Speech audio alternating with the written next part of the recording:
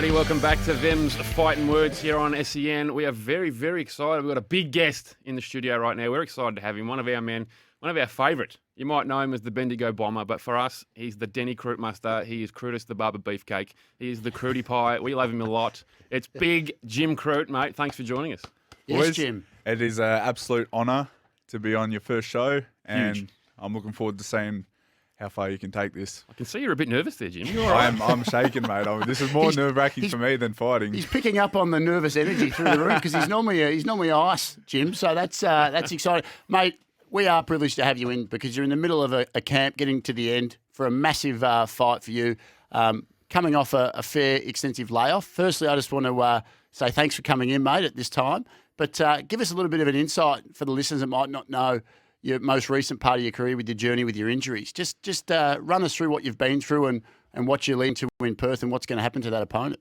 Yeah, so I've come back from a knee reconstruction. So silly me, I've been fighting without an ACL for 2 or 3 years. Makes sense, you know. One day I was just walking along and my knee decided to break in half, and then I just thought, you know what, it's time to get this fixed and take this seriously and stop being oblivious to all the negative that's going on. And I had the year off, which ended up being the best thing I could have done. To be honest, I have this newfound passion for the sport that I was missing for a very long time, and you know, injuries happen for a reason, I believe, and it's been the best thing that's ever happened to me. It's awesome to hear. And I guess the mental toll of that probably helps in a sense because you know you're physically fit, you know you're capable because you've had some unbelievable performances prior to the injuries.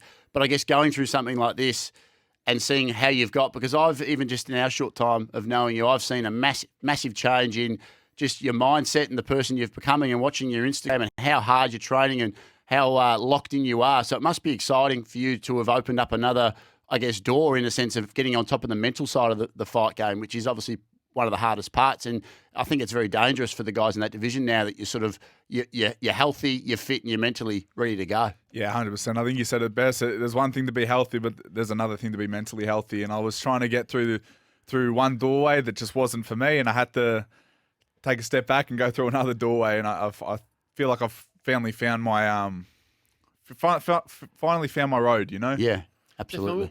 That's everyone that steps inside the cage in the UFC is tough, right? No doubt. But I think to your own detriment, you've probably been a little bit too tough over the years. Too stupid. Stupid might be a word I don't have the balls to use. But, mate, as you said, you've been in that cage and fought with a dodgy ACL a number of times, correct? So, yeah, to get back in there now, having confidence in that knee, it must just be massive for you. I didn't even realise because I had this little moment the other week. I was wrestling and I sprawled, and I thought to myself, I'm like, I didn't realise how compromised I was because I haven't been able to sprawl properly for years. And then the other week I sprawled properly and I was like, wow, it feels nice to be able to do that. Yep. For two blokes that have never sprawled before, and probably a lot of listeners that don't know what that is, just give us what is that when someone's trying to take you down? Yeah, it's just the basic. You throw your legs back and you come down on their takedown attempt.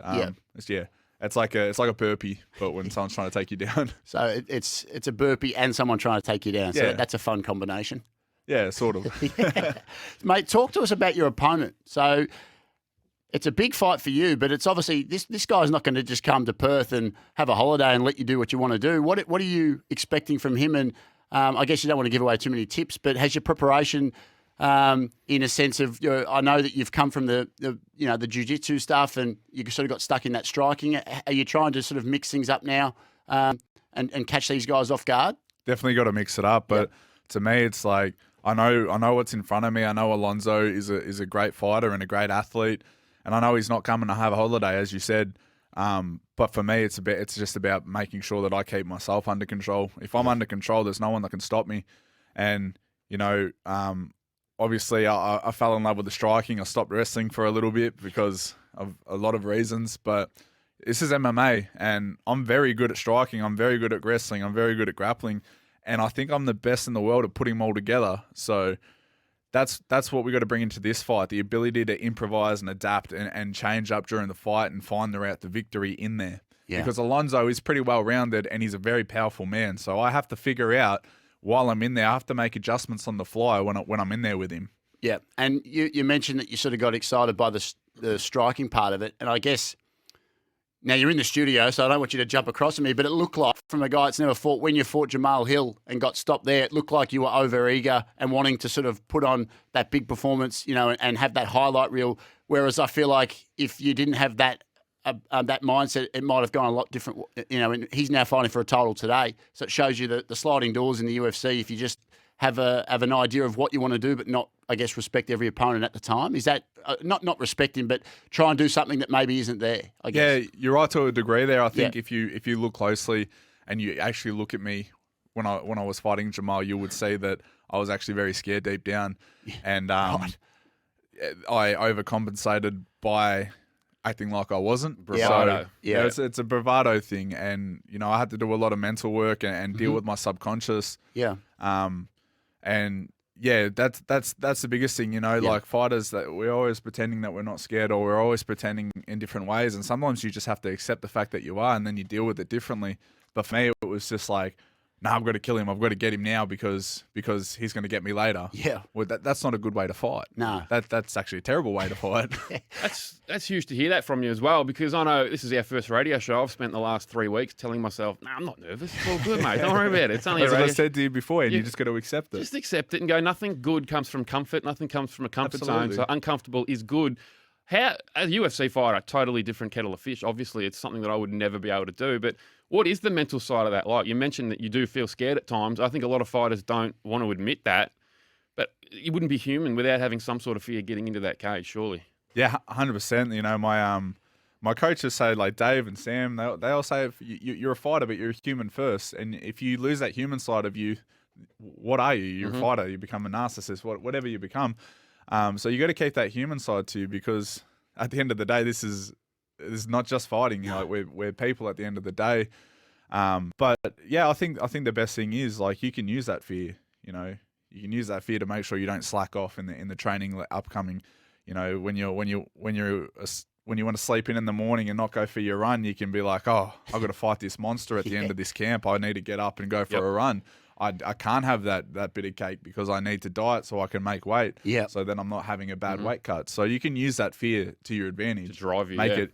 You can use it to propel you forward.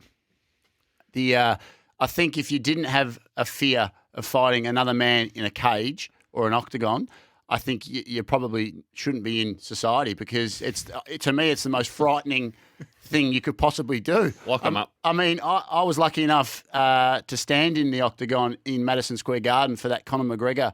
The lovely wife helped me out there, but that was an empty stadium, and I stood in there and thought, you couldn't pay me any money in the world to stand across from a bloke that could choke me out, break my arm, pop my ACL, or put me in a hospital from finishing me. It's the scariest sport in the world. So, yeah, mate, the fear has to be there. I mean, I don't think you're just good to admit it, but every guy, unless you're sort of, I don't know how you would. Maybe Khamzat doesn't have any fear. I'm not sure. He wants to smash everybody, but maybe he does, and that's why he's training so hard. Smokescreen. And we've talked about Perth, mate. How exciting is it for yourself and all? Because there seems to be, as we've spoke about on the pod when we had you on, there's it's not a team sport, but there's a lot of guys that you're sort of friends with and train with, and there seems to be 7 or 8 of you on the same card. So I guess this is as close to a team thing that you guys will probably ever get in your career, with how many of you are mates and on the same card. How excited are you to be fighting with some of your mates and your peers, and also to be on the first card back since COVID in Australia?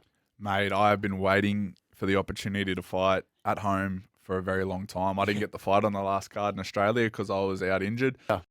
So to be fighting back at home and to be able to walk out in front of that home country crowd, it's just I get goosebumps when I think about it. And then on top of that, to have a lot of people that I like, a lot of peers and a lot of people that I respect on that card, and like the backstage vibes and just the fight week vibes are just going to be absolutely the camaraderie is just going to be crazy. And then it'll be similar to when I fought in Auckland, and we had four people from the same gym on the card. That was the energy, you just couldn't beat it. So it'll be similar this time, but I think a little bit differently, because it's a big one, this one. This is massive pay-per-view, and it's one of the biggest fights of the year. And you guys are scattered through it too. You've got Jack Jenkins on the early card, and then there's a couple of guys, and then yourself on the main card with Tarford. So it's like with each win and each good performance, it's going to build this sort of energy, I reckon, that's going to just, it could potentially be one of the greatest days in fight history in this country across any sport, I reckon. If everything goes to plan for every fighter, I don't know how they're going to contain that stadium with every because I saw something like it at the O2 Arena when they did all the your Paddy the Baddies and Paul Clegg, and they had all these guys from sort of UK, Scotland, England on one card, and they all kept winning, and then the crowd just became with every win it was just crazy. So yeah, we've been starved for it, mate. Like as I said, there hasn't been a fight show here in ages, so the Aussies have been starved for the action. Absolutely. Cannot wait for it. We've got to get to a break here, but I can't wait to talk more about it, Jim. After the break, we'll talk a bit more about Perth and maybe a little bit about the pay-per-view coming up today. So looking forward to that.